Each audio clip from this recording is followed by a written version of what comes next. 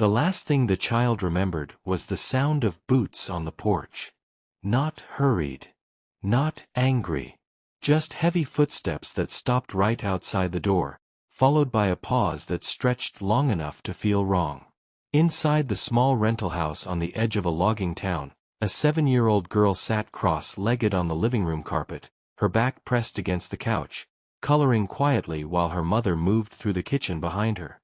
There was no scream. No argument. No crash. By the time the sun dipped behind the tree line that evening in 1990, the mother was gone, without a single confirmed witness, without a note, and without a trace strong enough to hold onto. The girl would spend the rest of her childhood being told the same thing in different ways. Your mother left. Before we dive into today's disturbing case, take a moment to support the channel like this video, drop a comment, subscribe, and turn on notifications so you don't miss any true crime stories like this one. The town itself was the kind of place people passed through without realizing they had. A scatter of houses tucked between dense forest and a long, 2-lane highway that seemed to swallow sound once you drove far enough away from it. Back then, it was quieter. Fewer cars. Fewer people asking questions. A place where disappearance could blend into routine. The mother was in her early 30s. A single parent. Known to neighbors as reserved, dependable, and chronically exhausted. She worked when she could, leaned on disability assistance when her body wouldn't cooperate, and kept her world small. Home, school pickup, the local grocery store. She didn't drink. She didn't date. She didn't talk much about her past. What she did talk about, often and fiercely, was her daughter. So when she didn't show up to collect the girl from school that Friday afternoon, it immediately raised alarms. Teachers waited. Office staff called the house. When no one answered, they contacted local authorities and a temporary guardian was arranged for the night. By the next morning, the house had been entered. Everything inside looked paused. A pot sat cold on the stove. Laundry was half folded on the couch. The mother's purse hung from its usual hook by the door. Her coat was still there. Her shoes too. The girl's school backpack leaned against the wall, exactly where it was always left. There were no signs of a struggle. No broken locks. No blood. No note explaining anything. And yet, the woman herself was nowhere. The police canvassed the neighborhood. One neighbor recalled hearing footsteps on the porch the night before, but assumed it was a delivery or someone stopping by the wrong house. Another thought she'd seen a man's truck idling briefly near the driveway earlier that week, but couldn't describe it beyond light-colored and older. There was nothing solid enough to chase. The theory formed quickly, and hardened just as fast. The mother had left voluntarily. Investigators cited stress, health issues, and financial strain. They pointed to the lack of forced entry. They suggested she may have planned it carefully, leaving her belongings behind to avoid being traced. It was implied, though never said outright, that she had chosen freedom over motherhood. The girl was placed into foster care within days. At 7 years old, she didn't have the words to argue. She only knew that her mother had promised, repeatedly, "I will never leave you alone." She clung to that promise in silence as the weeks turned into months, and the search slowly lost momentum. Flyers came down. Tips dried up. The case file was pushed further back in a metal cabinet that held other unfinished stories no one liked to talk about. Years passed. The girl grew up under the weight of a question no one could answer. Each birthday felt like an accusation. Each holiday, a reminder. She was told to move on, to be grateful for stability, to stop reopening old wounds. But some wounds don't close just because time insists they should. By her early 20s, she had stopped asking what happened out loud, but she never stopped wondering. She avoided the old house. Avoided the town. avoided the idea that the truth might be simpler and crueler than she wanted it to be. Meanwhile, the woman who vanished was still alive. For 26 years, she existed in a place no one thought to search. It was a structure deep in the woods, miles from the town where she disappeared. A decaying hunting cabin that didn't appear on modern maps, hidden beyond old logging roads that had long since been reclaimed by overgrowth. The roof sagged. The windows were boarded from the inside. Trash, leaves, and animal droppings layered the floor. From the outside, it looked abandoned. From the inside, it held a secret that time had nearly erased. When she was finally found, she looked nothing like the woman in the old photographs. Her hair was matted and gray. Her face hollowed. Her hands trembled constantly. Dirt was ground so deeply into her skin it took hours to clean it away. Her clothes were threadbare, layered, mismatched pieces that suggested years of scavenging and survival. She did not speak when she was discovered. Not at first. The search team that found her hadn't been looking for her, not really. The renewed interest came from something else entirely. A set of remains uncovered miles away during a routine land survey had triggered a review of unresolved missing persons cases from the late 1980s and early 1990s. Her name surfaced briefly in a database search, attached to a thin, yellowing file labeled voluntary disappearance. It almost stayed that way. But one detail stopped a junior investigator cold: the mother's medical condition.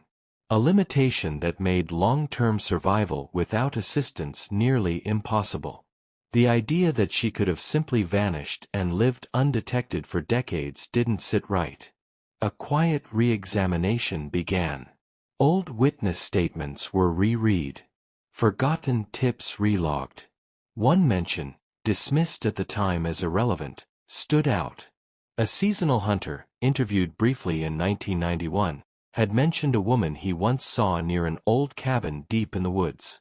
Dirty, thin, afraid. He assumed she was avoiding someone and didn't press. That lead had gone nowhere back then. Now, it became everything. When the team finally reached the cabin, they expected bones. They did not expect breathing. As emergency responders moved in, the woman flinched at every sound.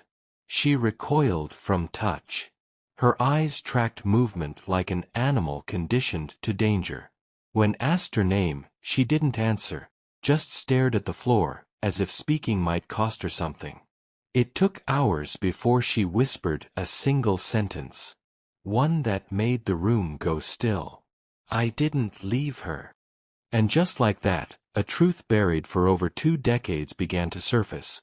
One that suggested the mother had not vanished on her own at all, but had been deliberately erased, while the person responsible had never once been identified.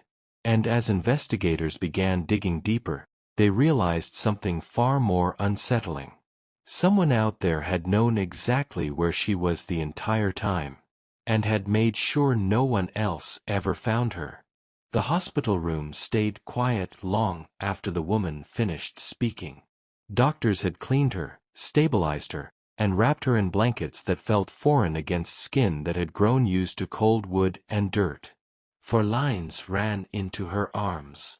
Machines hummed softly, indifferent to the fact that the woman lying between them had been missing longer than some of the nurses had been alive. When investigators finally sat down across from her, they didn't rush.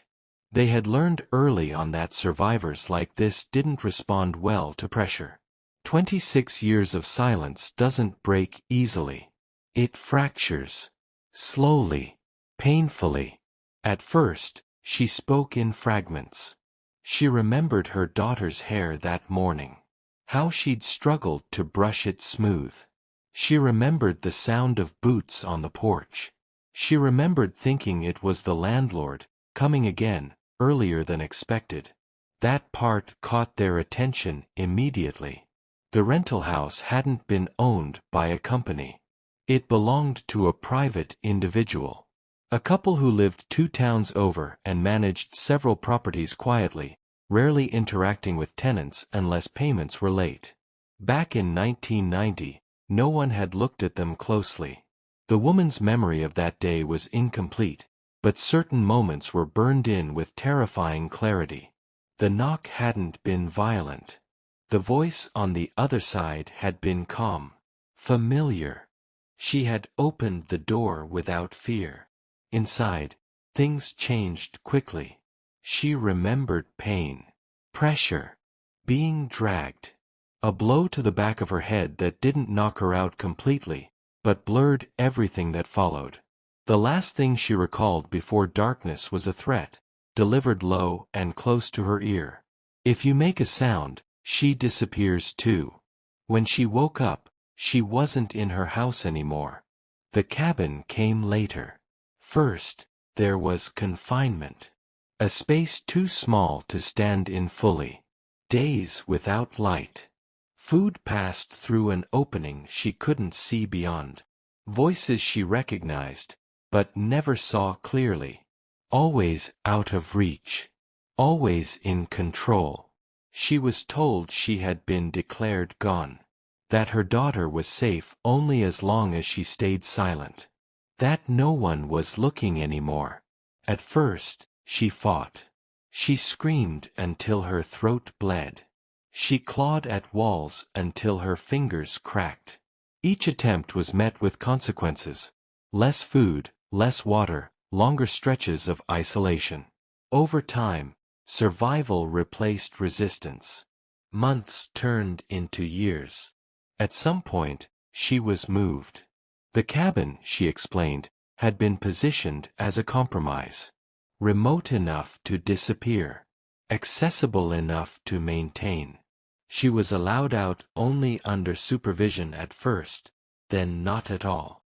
She learned the boundaries by punishment. The woods became a prison without bars.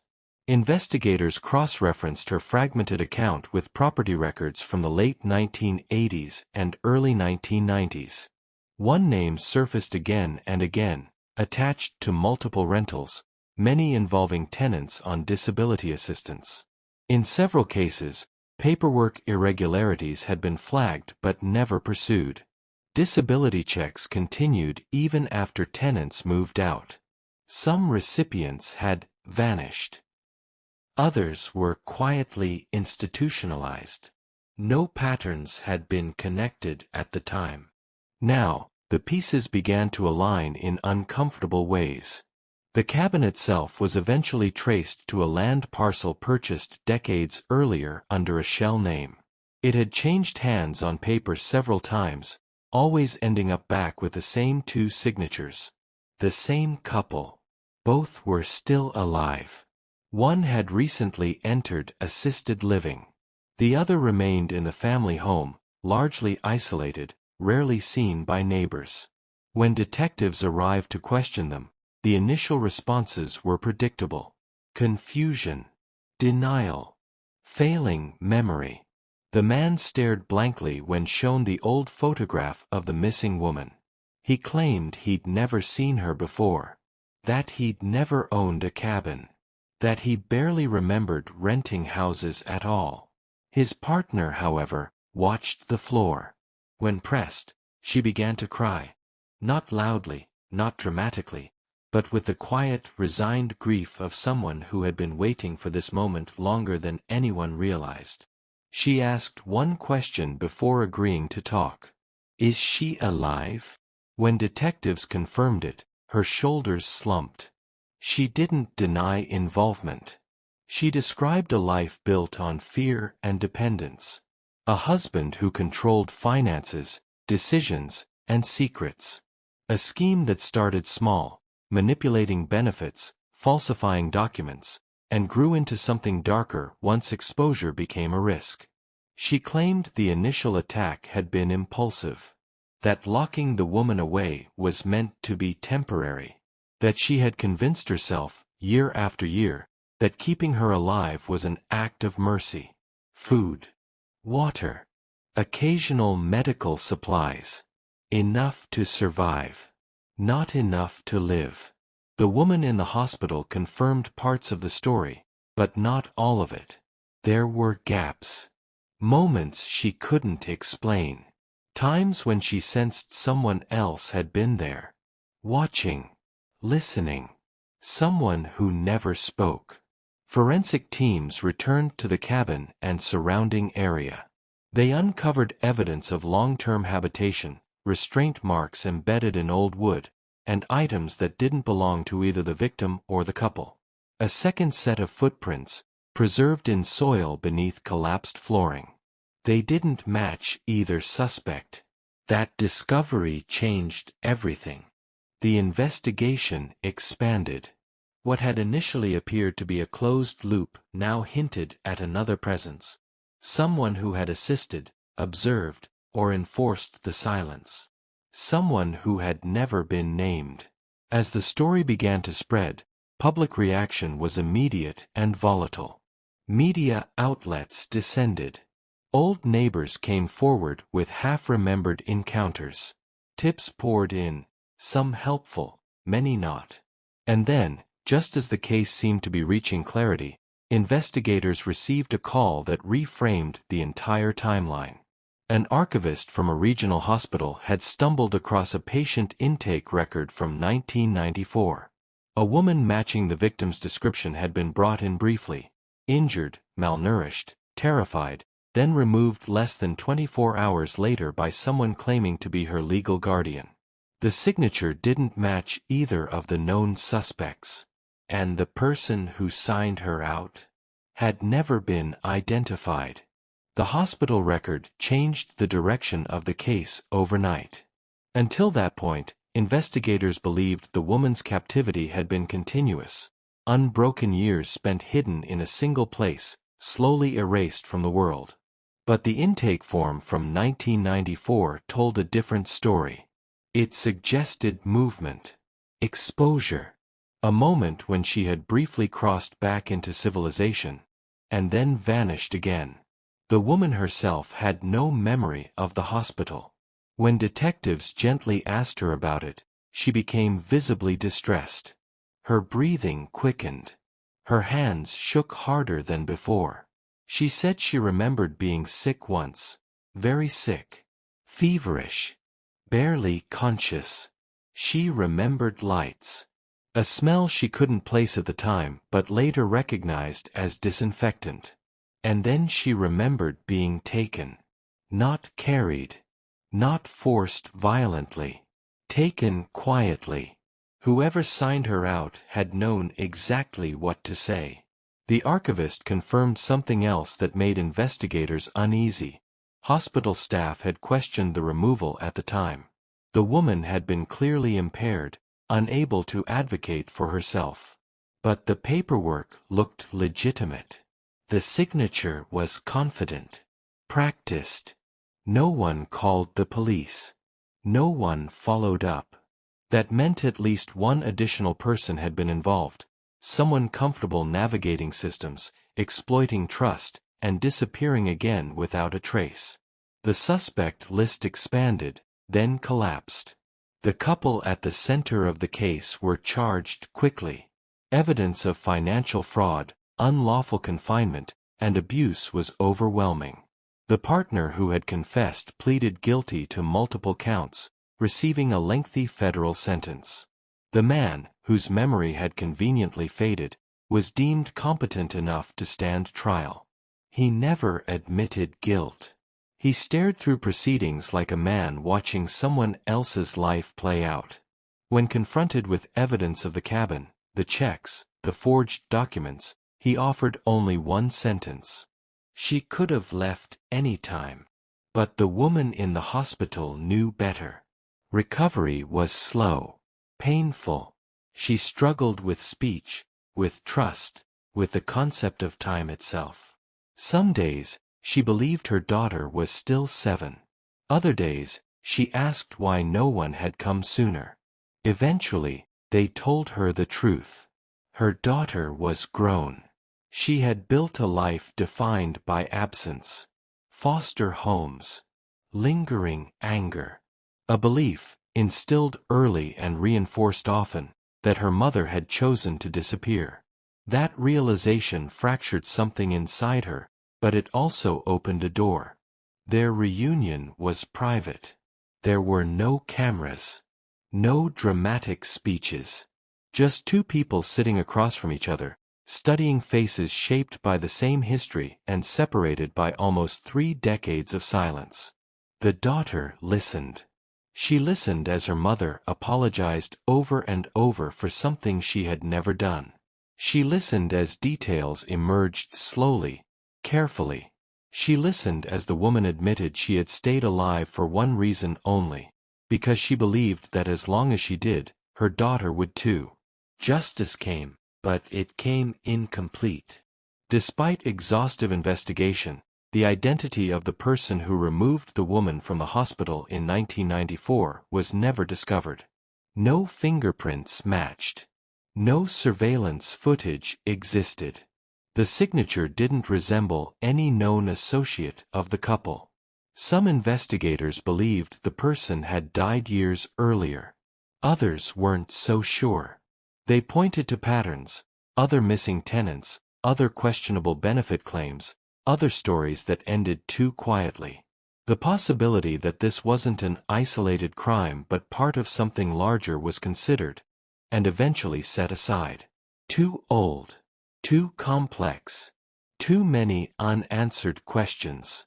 The cabin was demolished. The land was reclaimed. Officially, the case was closed. But for those closest to it, closure never really arrived. The daughter still wonders who else knew. Who else walked past the truth and chose not to see it. Somewhere, someone had enforced the silence. Someone had helped keep a woman hidden for 26 years, and never faced consequences.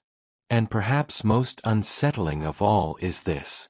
If a single overlooked document hadn't resurfaced decades later, if one investigator hadn't paused over an old medical condition, if one forgotten witness hadn't mentioned a woman near a cabin, she might still be there, waiting, and no one would ever have known she survived.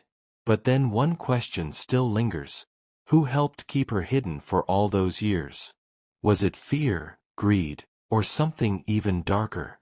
Let me know what you think really happened in the comments below. I read every single one.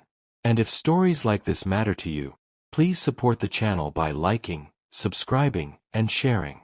Your support keeps these forgotten stories alive. Until next time, stay curious and stay aware.